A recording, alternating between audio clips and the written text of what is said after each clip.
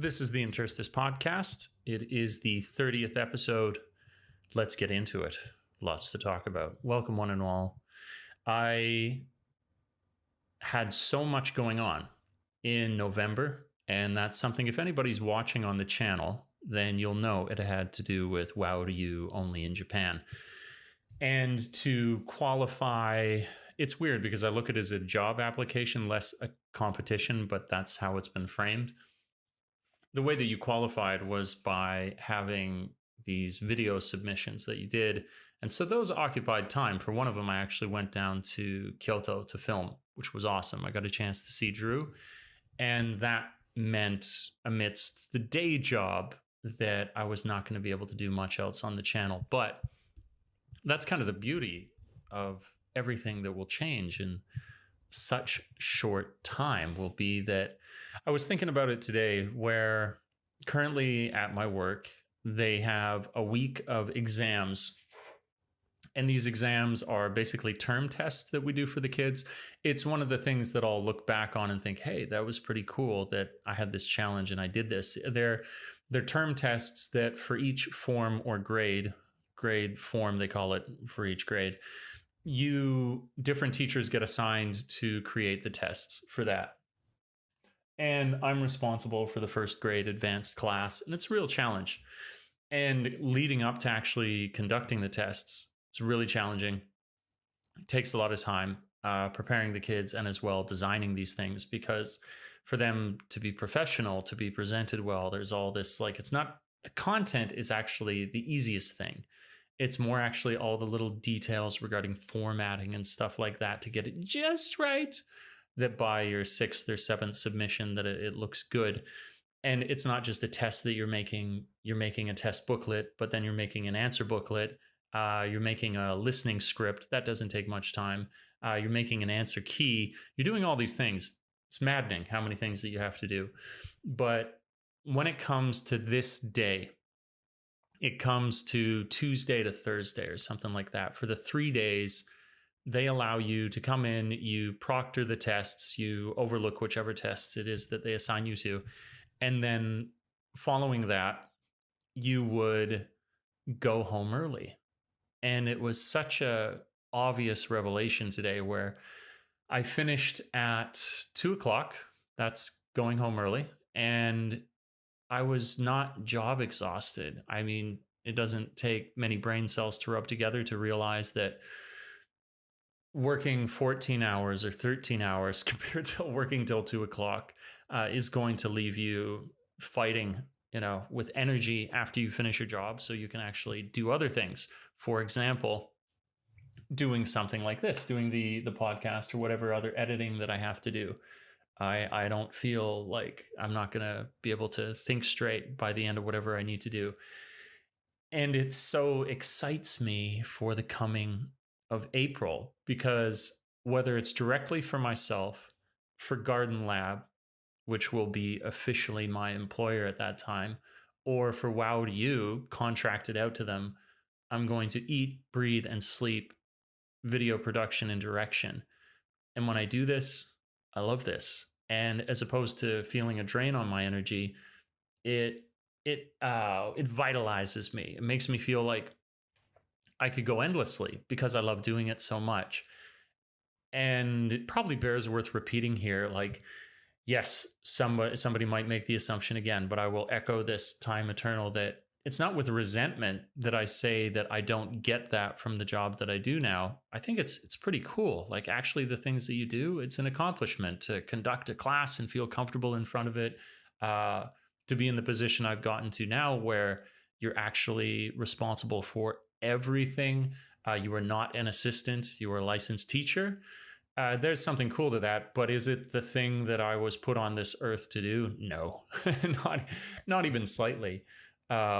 So there's a big difference there, obviously. So I'm so excited for that. Eat, breathe, sleep, video production. And in a way that will allow me to obsess in the way I want to obsess over the details of creation. When you're on such a thin schedule, to be able to currently film and then edit and then have something out, I don't want to ever get caught up in the YouTube content wheel.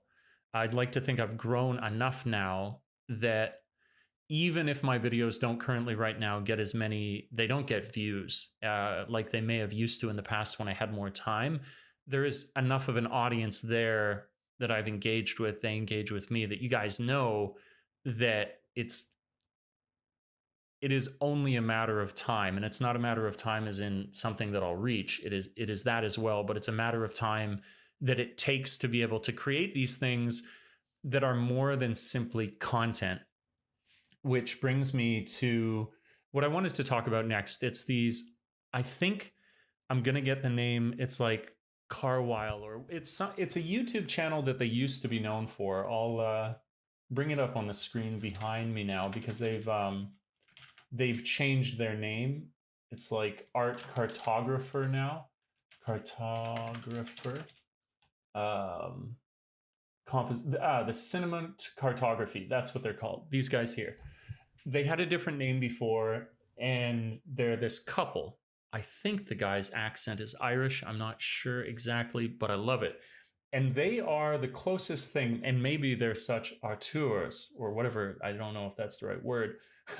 I think it is, that they would not like a comparison to anyone else. But if I could compare them to somebody, I would say that they most similarly resemble in the quality of the films or videos that they make. They resemble every frame of painting. And where they used to make these super popular videos on YouTube that I love to watch, they didn't go dead in the water, but I could see there was this move for them where something wasn't sitting right for them in the platform of YouTube, which I understand. There's a lot here that's good and bad. Few things ever are one thing. Light implies dark, death implies life. All that Alan Watts stuff. But what they did is they went on to do, I think, most of their work on Patreon. If you don't support me there, I really appreciate it if you would. And when they're on Patreon, they're there because I think they feel like they have more control, and it removes a lot of the white noise that comes with creating on YouTube. And they have created videos now that are still on YouTube. So for example, if I go to their videos now, there's The Ugly Side of Beauty, The Greatest Directors You Don't Know, and the one that I watched just the other night, which I absolutely loved, was The Internet Problem. And they touched on some things here that I've been thinking about, but I hadn't put into the exact framing that they took it, which was really, really cool, as a different perspective on what I was already considering. So something I've thought about a lot recently, where I'll bring up this book. It's called like Why We Sleep. Why We Sleep by Matthew Walker. Yeah. So one of the things that Matthew Walker talks about in his book, Why We Sleep, is the sort of limited real estate in our brains in terms of new information. And I was like, oh, that's interesting. So the argument that would be then made for, in each given day, our ability to absorb new information is actually limited, believe it or not. And it's reset by sleep or sleep-like states. These allow us to, I can't remember which part of the brain, so just know that there is a part that does this, that stores this information in the short term, which then in sleep can move it to the long term, and our better cognitive understanding, like we look at it from a bunch of different angles and we integrate whatever it is that we learned.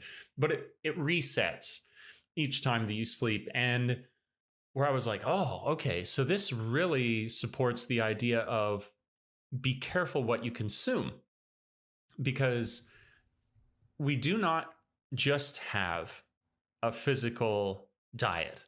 We have a mental diet. And because it's immaterial in, I would say, metaphorically, because you'll find actually in the way I discuss it now that it is material, but because it seems immaterial, that we don't think about what we consume mentally. So it's easy for us to sit in an eternal scroll on whichever platform does that. Doesn't matter if it's Instagram or YouTube algorithm or Reddit or wherever you are. You can sit in a eternal scroll. scrolling downwards. They found that that's incredibly addictive and novel for us, for better or for worse. So they do it on every platform. Surprise, surprise. And what that means is that you can go about a day and you can fill your head up with garbage, and you can literally reach the limit of intake, whatever it is that's going to integrate with what will be you the next day. And all that you fed yourself with was garbage. And so you should be really careful with what you consume, not just for the mood that it may give you, because there's all these other things. I'm not even talking about mood, but in terms of what you could learn, what is actually healthy for you.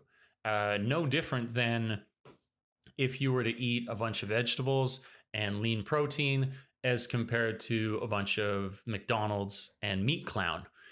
Well, the same thing holds true for your mental diet. If you fill it up with pointless jargon, a bunch of different things that could really be emotionally distressing to you, which are only really there because you get a high out of it. What is the one on Reddit? It's called public freakouts. And man, you watch that stuff. It's like, it's entrancing because you're like, what are these people freaking out about? Now, just sent a bunch of people over to that subreddit. Go indulge, but don't overdo it. But at the same time, you're just ramping up your adrenaline, and all you're seeing of humanity is people freaking out. So what do you think you are training yourself subconsciously to think of the rest of the human race if you only watch these limited instances of, not limited, infinite instances, because it's an infinite scroll of people freaking out, even if it's reposts? You're just programming yourself in a really vicious way. So I thought about it in terms of pure mental health. That's what I was thinking about. But then when I was watching, what are they called? What is this? The cinematography, they were talking about the problem of the internet and this specific idea, although they didn't have the background as I did of exactly the neurology of it, but they were hitting on like the exact same point.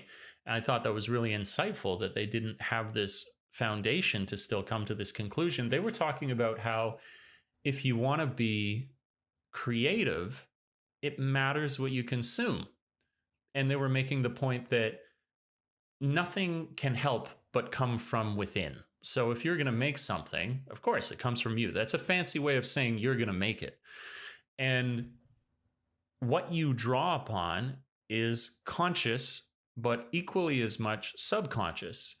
And that means that if you're going to create subconscious habits, if you're going to train yourself in a way that you might not even be aware of, it would rely on you consuming things that'll make you better. So my example would be, it's interesting because it actually is a type of passive learning. You could go on and, in a very literal training sense, watch a bunch of videos about cinematography. So you would be training yourself very literally. Everybody's familiar with that. I trained myself on a tutorial, so I then know how to do this thing afterwards. But it goes even further than that you can passively learn. And this is one of the few times I was like, oh yeah, I could see how passively learning matters.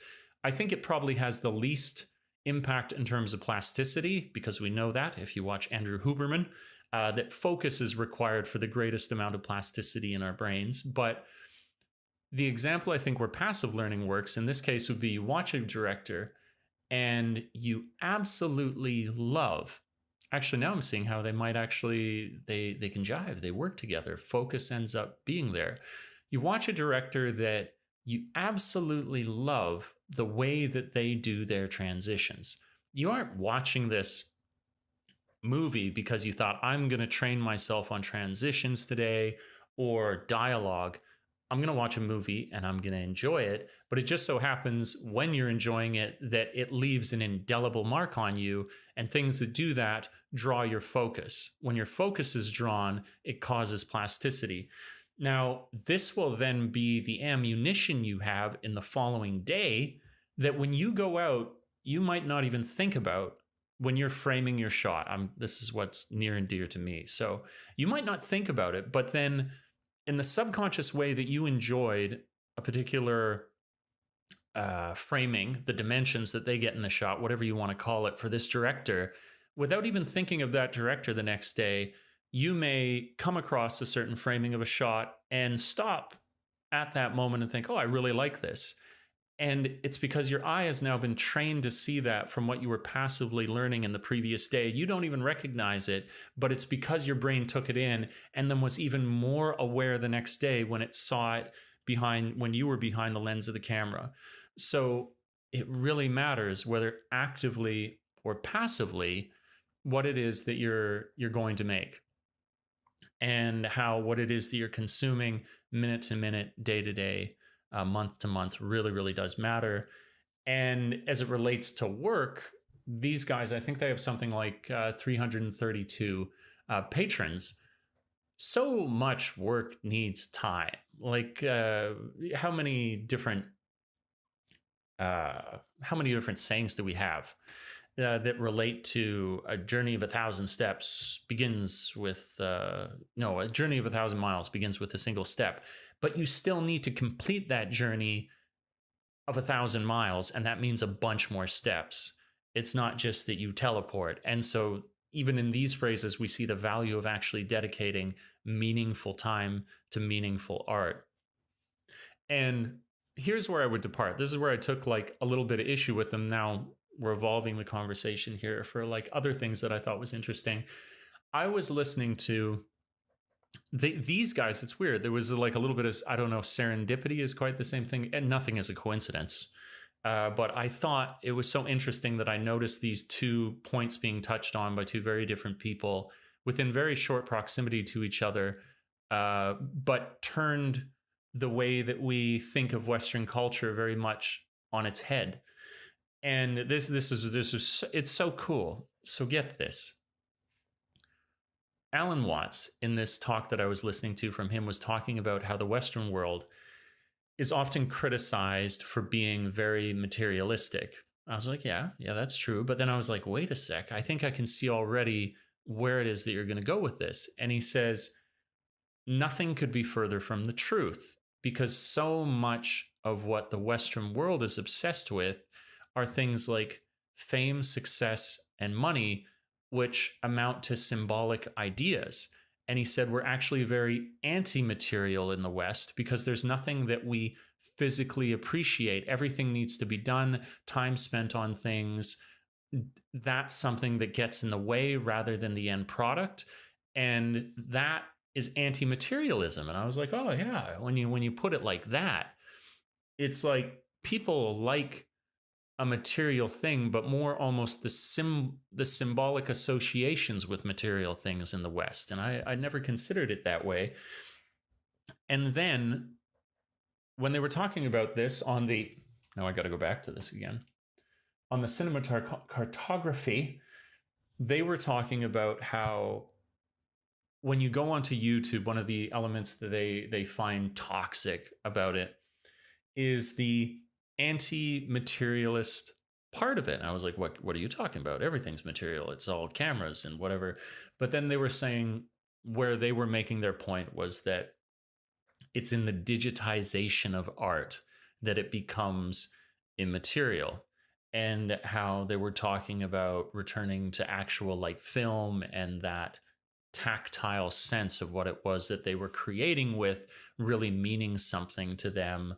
And that you've probably heard this before, if something's not digital or it's not on a blog somewhere, then it doesn't exist.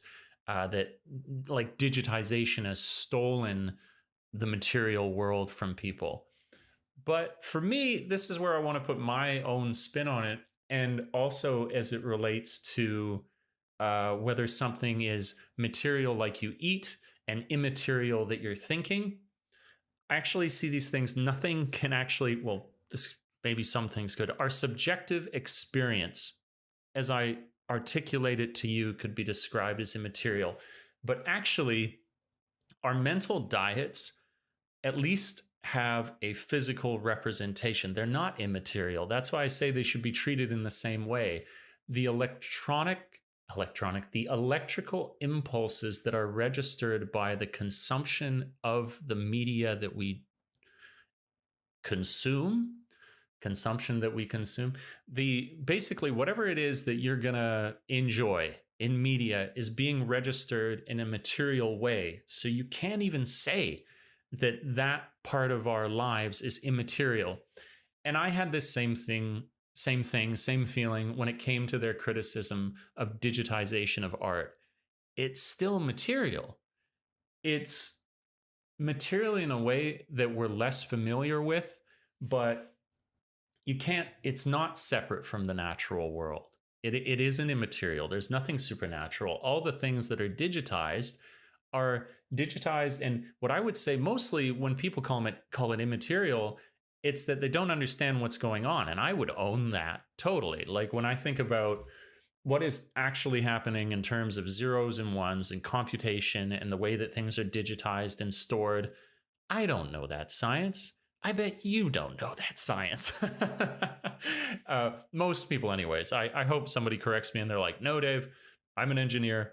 I understand how all that stuff works. And that's fantastic. But it makes my point that this stuff really is still a part of the world. It's not. And I think, while there are still issues with it, I always worry about extremes in any case because I don't think we need to swear off digitization. I think we need to swear off the negative parts of digitization of art. I don't think there's very little in this world that we actually need to do away with entirely. Everything is almost always our interpretation and the way that we are using it. Everything in the world in that way, you might say, is a mirror. It only reflects back at us the way in which we operate that thing. Now, granted, there's lots of room. Like I was watching that fantastic documentary recently called The Social Dilemma, where there are strings behind the scene that are, it's like having, that are pulling you in ways that you didn't realize before, which are fantastically fascinating and interesting in terms of algorithms liking watch time. And so they become perfectly tuned to you as they gather more information on you to get you to continue to use them. That doesn't mean necessarily that you'll use them in a healthy way, only that you'll use them, usually to your detriment, not to your benefit. But my point is that, again, it's still very much a mirror because that algorithm is neither good nor evil unless we have an inclination towards the things that hurt us or are detrimental, because that could be equally as good. If, for example, you were interested in creating art and you wanted to find some really cool cinematographers, well, then the algorithm, seeing that what keeps you around is when it suggests to you more and more artists that you've never seen before that inspire you onto greater heights of success, well, then the fact that this algorithm cares about watch time in your case isn't a detriment, but it is for a lot of people. But it is a tool, and that's something that we need to still have like sovereign responsibility, that people should be responsible for, but not doing away with the responsibility of those behind the algorithm to see that there are so many people who need more help in terms of self-control. That sounds like an oxymoron, that you need to help someone have self-control, but everybody's got a different monkey on their back, right? I mean, here's a perfect example is the way that everyone usually is predisposed to something that they could, more than any other person, become addicted to. It might be smoking for one person. It might be gambling for another. And then in that case, you don't blame the gambler. You don't blame the smoker. You try and identify what it is that's created that in them and help them. What it would be, the description is victim blaming. But I was finding all of that fascinating. Like, I love these guys. They're fantastic. I was like, after watching that internet video, I was like, man, I wanted to leave a nice comment. I was like, you guys really get me thinking. You get me thinking real good. And that's something that I appreciate. And to see it so aligned with these other things that were coming up, bubbling up from the consciousness recently, it was so cool. If you want to check out some engrossing, compelling, fantastic art. Say what you will about the art cartography. They make fantastic work, and it's really, really good.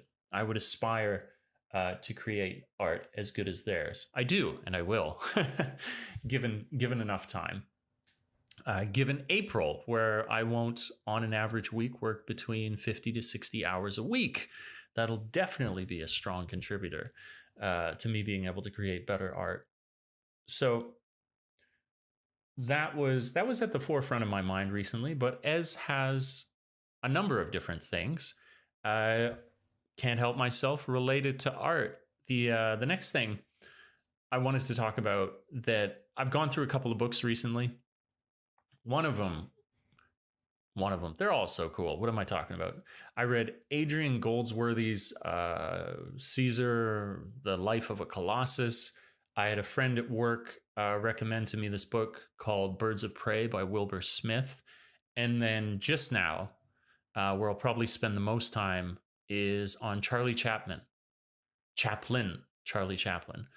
I like reading these books, I think, for like a really obvious reason. I'm always looking for not a fascinating story, something to entertain me, but actually prior to that, with greater importance to that, is that I might feel some connection to this person and I might feel like-minded. You could say it's easy to say it's kind of narcissistic. You're like, you want to compare yourself to Charlie Chaplin or Marcus Aurelius or David Attenborough? But yes, I do. I do want to see the like humanity in each other, and how greatness is not something that has limited accessibility, that there's so much common ground to be found in every single human life, and so much to learn from each other in the same way. So let's talk about that Birds of Prey first. I read by recommendation, and Phil, a good new friend, a friend that I will keep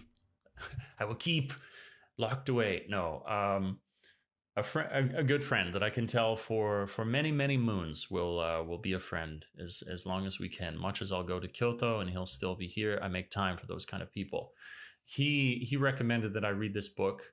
It's this big tome. It's and maybe you guys listening, let me know in the comments if you're watching this on YouTube, if you've read Wilbur Smith. But it was a sort of book. One of the main reasons that I read by recommendation, not that I have a limited scope in what it is that I will read, but very often with recommendations, I will tread in waters that I would not usually dare, or just basically ever pick. I wouldn't pick this book, so I'm going to do something different because somebody suggested it to me.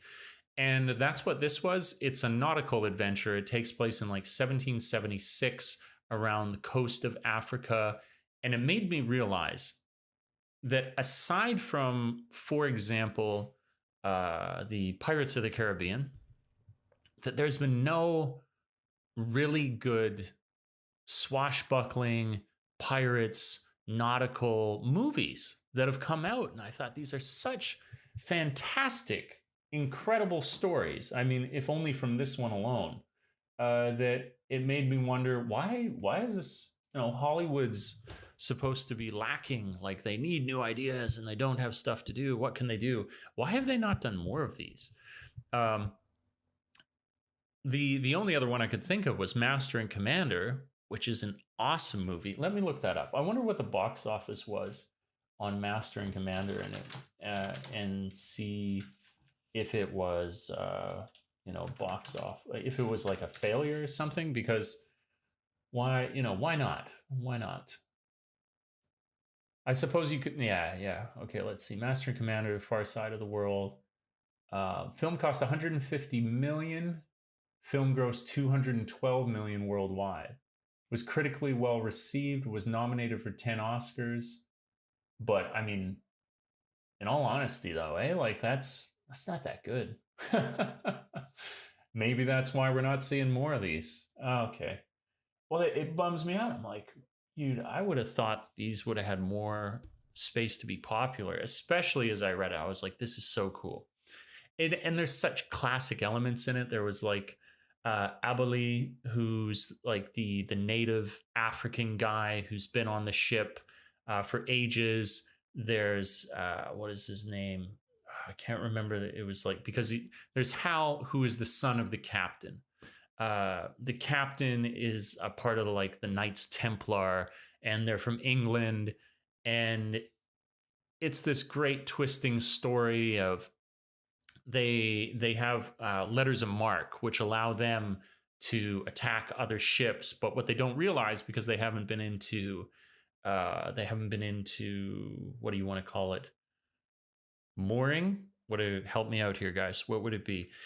Basically they haven't stopped sailing for so long that they don't know that the war has stopped, which still means they can be kind of legal so long as they don't officially know that or haven't had any reports. And they come across a ship that they sack. They manage to take all the the goods from it, the booty, if you will, and they store it at this lagoon. And then there's this great adventure of them being attacked, but then recovering it, but then becoming captured, and it's incredible.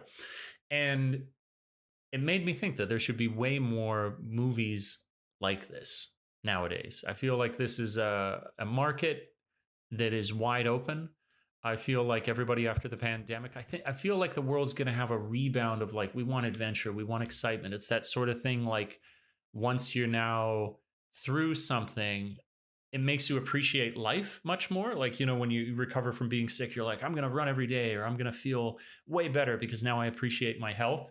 I feel like there's a space after something like what we're going through now that people will even more appreciate adventure and getting out, in the way that these kind of stories would symbolize that would be very popular in the shared consciousness of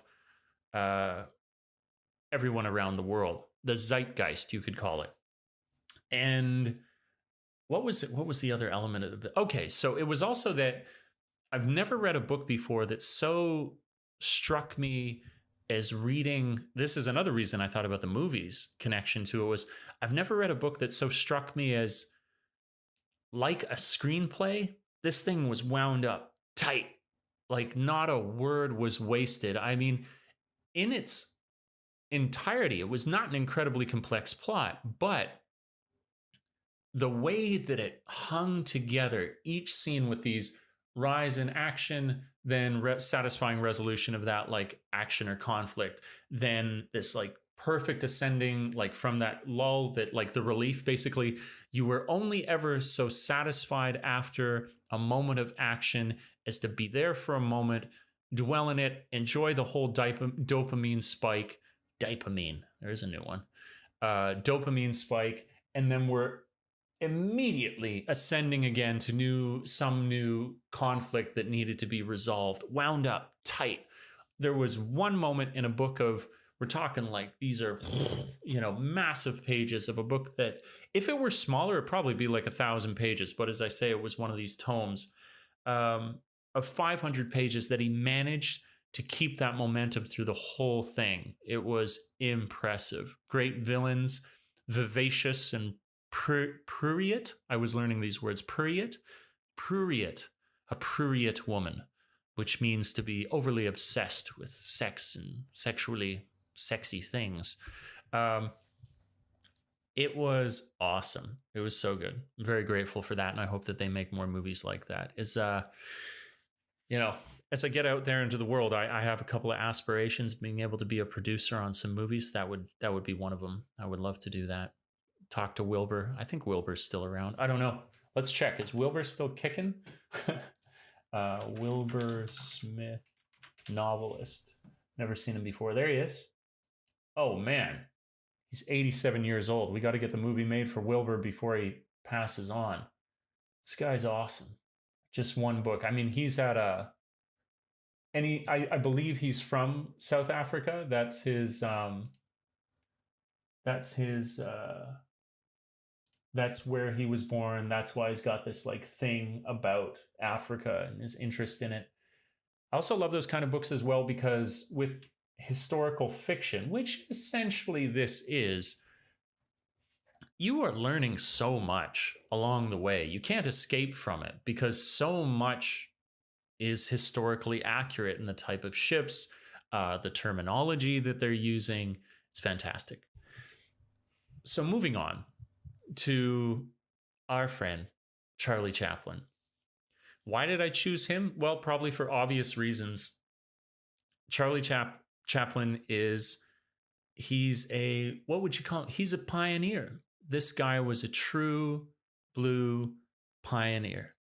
And I love, of course, when you get into something um, like a biography, like an autobiography. That's another thing. This is written by him. I'll read biographies, but often, well, with Caesar, for example, who's no longer able, who's no longer kicking, and it's all sources that people are pulling from to create the narrative for them.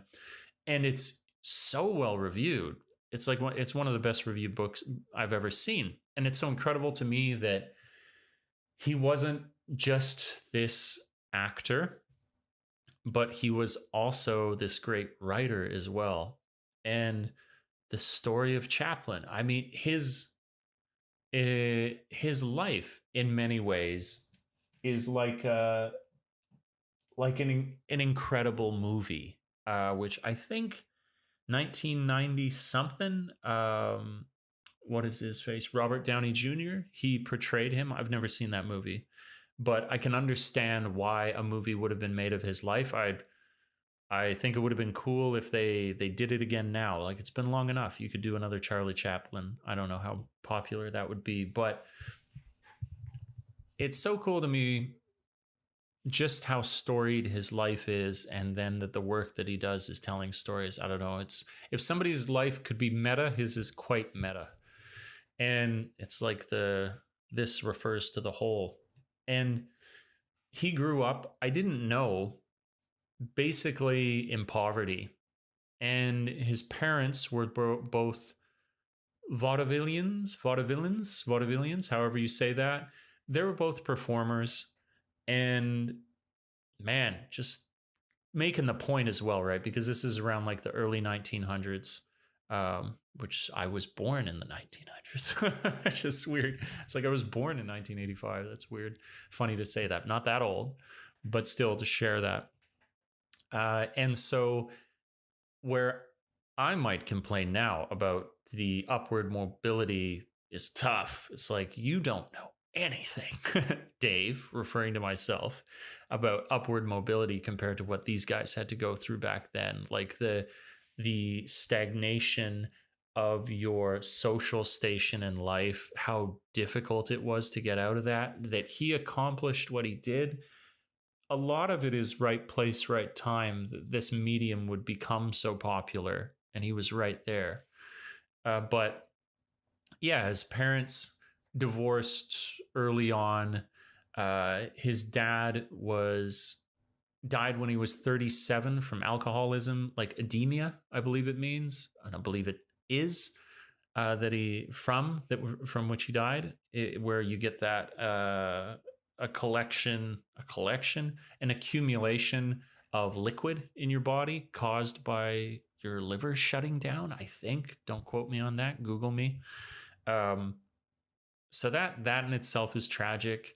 But what I thought was that he never had any contact with his dad, but he actually, as they're growing up, he and his brother Sidney, who they have a very good relationship, they do sometimes see his dad. And I didn't, obviously I'm learning all this from the book, but his mother had a mental break at one point. You can understand like the strain on these people, where she got sick before she had a mental break, and where she used to like sing beautifully, and that's how they made their money, was in these shows. She got sick and she lost her voice, which was essentially like losing her livelihood, as though a guitarist were to have his hands crushed or something like that.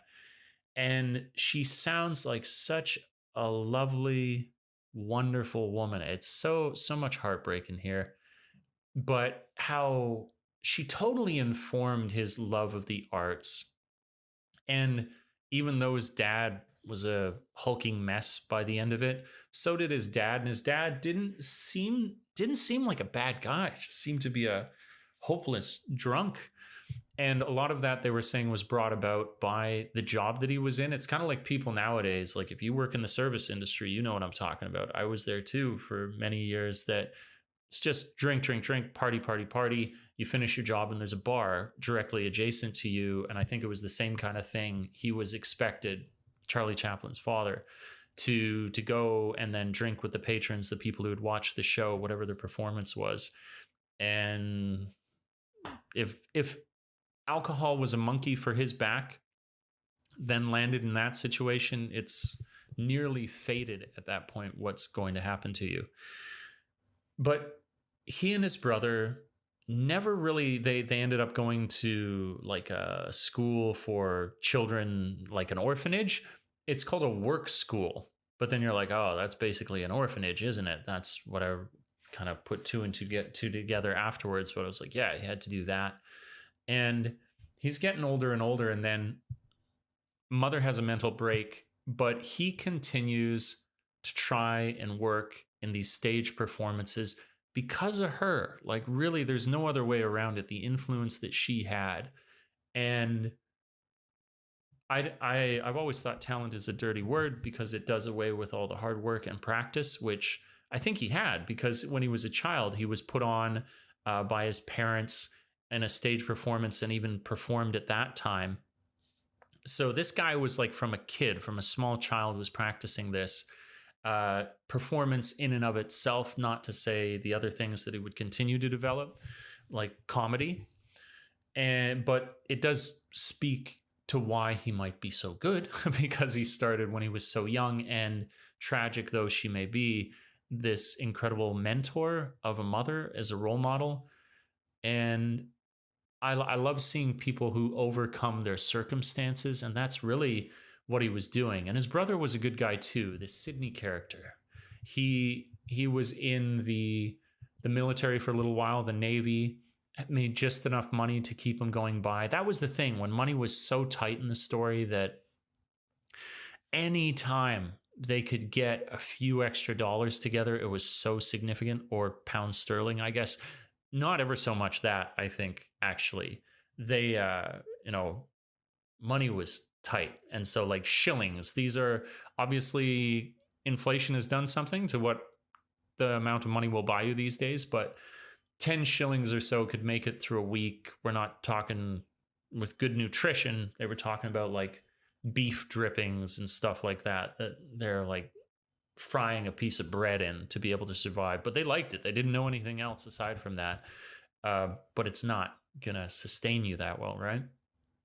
So he and his brother, although his brother's in the military, but in the Navy, he starts to get into these shows a little bit more, starts to gain more and more popularity, becomes enamored with the US, and makes his way over there, and seems to, I keep avoiding saying natural talent. He continues to develop his skill, and he's popular, and he gets good reviews, but it's so incremental. It's so easy to make the mistake when you look back, as I did before I even read this, to look at somebody's life and you look at the point at which they were successful, and then you infer that to the rest of their life, where, wow, did this guy build up so incrementally over time, bit by bit. That's what I'm saying. He's building up bit by bit and making a little bit more, gaining a bit more popularity. And I'm probably now just finally reaching the point where it starts to blow up for him. But that's where he's gone on a tour once in America,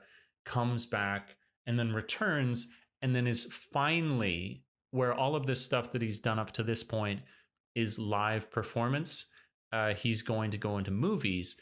And it's so cool for me to even learn about this, where this is where I'll inject a little bit of like what I find really, really exciting about YouTube and my creative experience as compared to finding commonality with Charlie Chaplin, is that these were really the movies when he was getting into them at that time. Nobody had made those before. And truly, on YouTube now, yeah, there were people like who've been making videos now. Like, I've done this for about 8 years, but everything is evolving so rapidly on YouTube. I feel like every year is a pioneering year in terms of what people as creatives can do on YouTube. And this was very much what Charlie Chaplin was doing.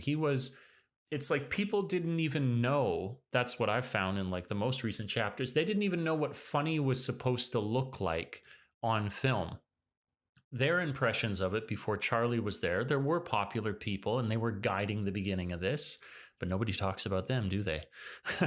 um, that had this idea that it was like, it could only be, it's weird because a lot of what he does is slapstick, but almost a greater emphasis on specific, like, physical things outside the comedian happening. It wasn't so much the comedian's behavior as the things that happen to the comedian, like a car nearly run him over or like whatever.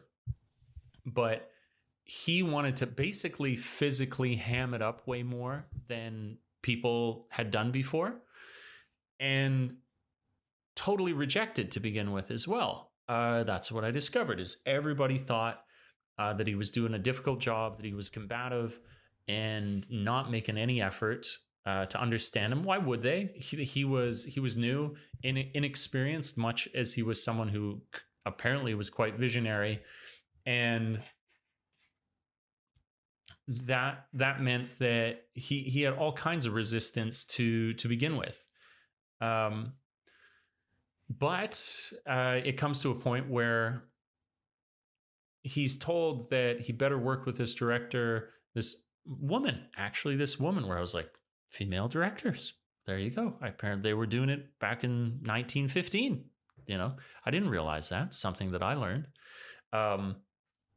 And they basically acquiesce to what he wants. And at first you don't understand why they're going to let him direct the way that he wants to direct. And it turns out that there was a reviews were coming in. They copies were bought of the films that they made. There's so much that's racing around in my head to touch on here, so bear with me. And where they would usually sell something like, I think it was like 30 copies was really good, and 20 copies was average. Whereas like the ones that he was in, they wanted to get something like 45 copies were being purchased. And so, well, okay, he may be difficult, but apparently people love him, so we're going to keep him around. And so I was talking about this idea of being on the frontier, being a pioneer, still feeling like I have access to that on YouTube, seeing that likeness in him. And I really enjoyed this. Something I never would have done. Here's something really cool about YouTube. So as I was reading the book, he was talking about how he hated the first films that he was in, but then when he was given a chance to direct, obviously he's enjoying it more because he feels that he's more a genuine representation of what it is that he values in humor. And he directed a movie called, what was it called? Caught in the Rain. I was like, I wonder. I go onto YouTube, look it up. There's Caught in the Rain. And it's funny to me because things go in cycles, I suppose you might say. This movie is about 12 minutes long when, of course, what I think is like on the average, what's sort of the cliche most likely to be popular in length on YouTube in terms of attention span is about 10 minutes. So it's not that people have lost their attention span. That's just all that was ever there in the first place. And it was so cool to watch it because when I read about this, it was saying during the production, he felt so nervous when he was making it. He wasn't sure. He'd never directed before. So as much as he had all the bravado to get in there and felt like he did know what to do, doing it the first time was really scary for him. And when I watched it this evening, he looks so confident and he is so funny. He has a great physicality. Like he is charming for the fact you can only listen to music. You can't hear this guy speak. I totally get why that would have been utterly the rage at that point in history. It would have been like nothing you'd ever seen before. And especially I can see why he was so gripping in his silent, charismatic way.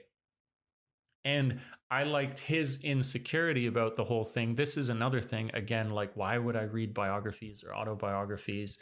A lot of what I discover, not like I'm purposely looking for it, but it is an endless source of comfort when you come across it in great people who go on to do great things, is that nobody is getting through this without bleeding a little bit. Nobody's getting through this devoid of anxiety. Nobody's getting through this without worry. Almost nobody's getting through this without years and years and years of toil and never knowing and having no great assurance that it's all going to work out. And I love it. I loved it. I loved it for that so much. And I loved that on YouTube. I could look up what he was doing. I could stop at any given point and be like, oh, this was his second film. Look that up on YouTube. It's available for you.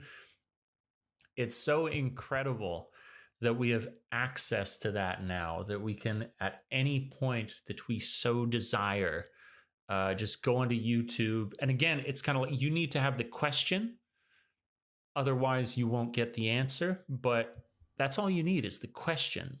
And YouTube and the internet will serve it up for you. But if you don't ask these questions, you'd never know that it was there. I had no idea that there was a whole bunch of like original Charlie Chaplin videos on there until I asked the question, which was great. So I boiled down for you guys there. That was about a little over 300 pages that I've tried to get out in a short period of time, and why it's so meaningful for me. Because like, not am I at all a comedian, although I'm trying to have a little bit of humor in my videos sometimes. I'd like to have more even. But creative, yeah. Wanting to make stuff that makes somebody's day better, yeah. Wanting to be able to support myself through the thing that I love, yeah. All these things that Chaplin was doing in a field which I see very much as pioneering, yeah.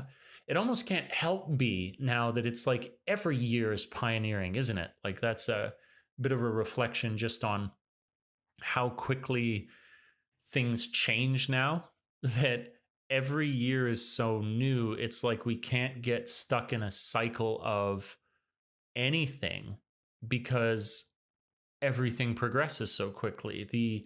The way in which we were interconnected last year can't even compare to the way in which we are interconnected this year. The technology available for creation, it can't even be compared to the previous year.